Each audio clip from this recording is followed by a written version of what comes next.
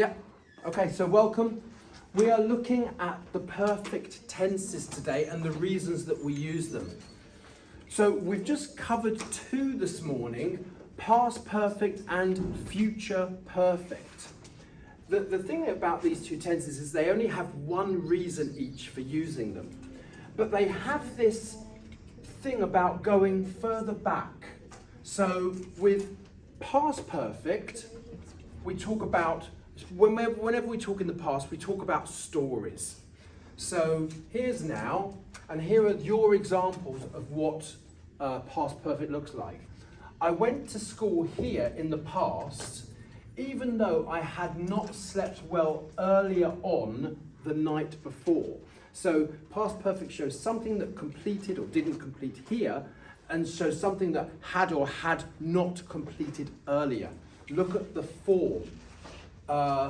I went to school even though I had or had not slept well last night. We need the subject, the auxiliary verb had and only had, and the main verb is the past participle, the third column, which we're struggling a little bit with today, which is good. I didn't call my mum yesterday because I had woken up very tired earlier on that day. When I arrived at the station, the train had already left, always going back further. The future perfect is exactly the same, except here is now, and we're talking about the future. So we're talking about a point in the future and something that will have completed by that point in the future. So here are your examples. I will have arrived here when the dinner starts here. The dinner will have already started.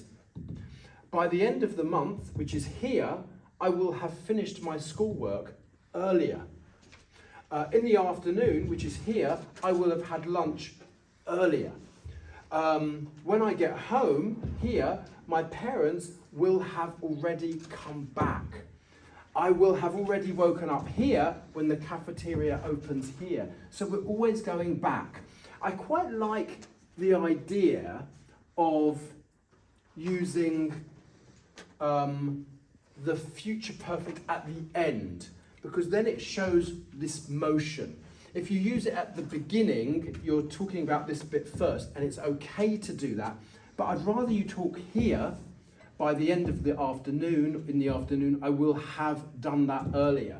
Just like here, we always use, you just did this naturally, you always use the past simple here before you went back and used the past perfect. It's this movement back that I really want to convey to you with the perfect tenses.